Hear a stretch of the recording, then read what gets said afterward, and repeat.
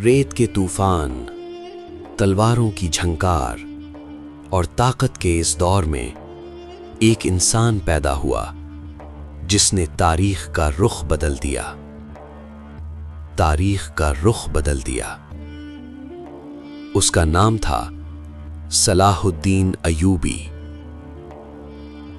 1137 में टिकरीट के एक मुअज़्ज़ज़ कुर्द खानदान में एक बच्चे ने आंख खोली जिसका नाम रखा गया यूसुफ बिन अय्यूब। उसके वालिद नजमुद्दीन अय्यूब और चचा शेर को बहादुर सिपाही थे और इसी माहौल में उसकी परवरिश हुई। चंद ही बरसों बाद खानदान तकरीत छोड़कर दमास्कस चला गया। यही शहर उसकी तालीम और तरबियत का मरकज बना। बचपन में वो दूसरे बच्चों से मुख्तलिफ था। जहां लोग जंग और तलवार की बातें करते थे, वो इल्म और दीन की तरफ माइल था। कुरान, हदीस और फ़िक़्ह ने उसकी ज़िंदगी को शक्ल दी और वो एक आलिम बनने का ख्वाब देखता रहा।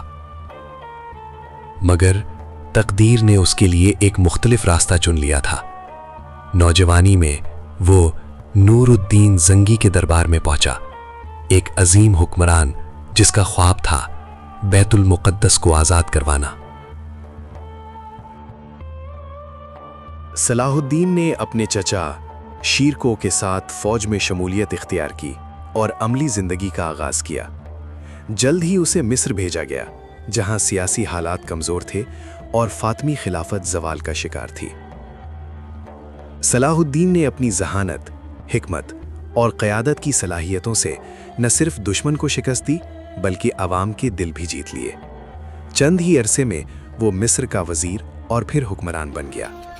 इख्तिदार के बावजूद उसने ऐशो इशरत को नहीं अपनाया बल्कि अदल, इंसाफ और इस्लाह को तरजीह दी।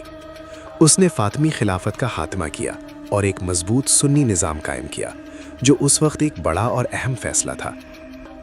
सलाहुद्दीन जानता था कि सलीबियों के खिलाफ कामयाबी सिर्फ ताकत से नहीं बल्कि इत्तेहाद से मुमकिन है। उसने मिस्र, शाम और दीगर इलाकों को एक परचम तले जमा किया और मुसलमानों को मुत्तहिद किया। उसका सबसे बड़ा मकसद बैतुल मुक़द्दस को आज़ाद करवाना था, जो उस वक्त सलीबियों के कब्ज़े में था।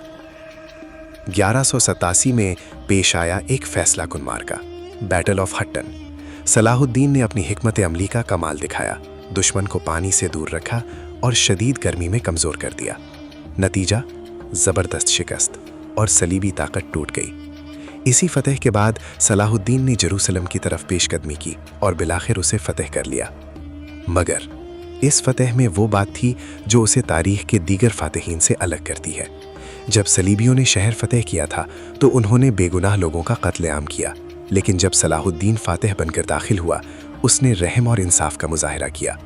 आम लोग, औरतें, बच्चे सबको अमान दी, दुश्मनों को इज्जत के साथ जाने की इजाज़त दी।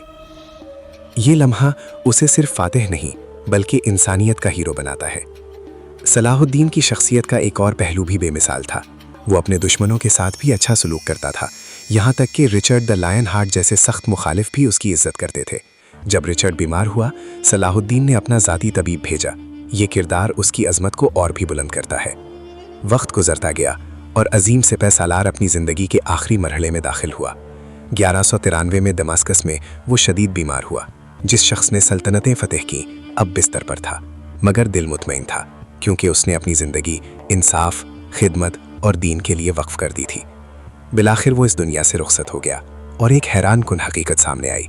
इतना बड़ा बादशाह, इतनी अजीम फतूहात के बाद उसके पास इतनी दौलत भी नहीं थी कि कफन मुकम्मल तौर पर ख़रीद सके। उसने अपनी सारी दौलत लोगों की भलाई और खिदमत में खर्च कर दी। सलाहुद्दीन अय्यूबी की ज़िंदगी हमें ये सबक देती है, असल अज़मत दौलत या ताकत में नहीं बल्कि किरदार, इंसाफ और रहम में होती है। वो सिर्फ एक हुक्मरान नहीं था, वो एक मिसाल था, एक नज़रिया था और एक ऐसा किरदार जिसे तारीख़ हमेशा याद रखेगी।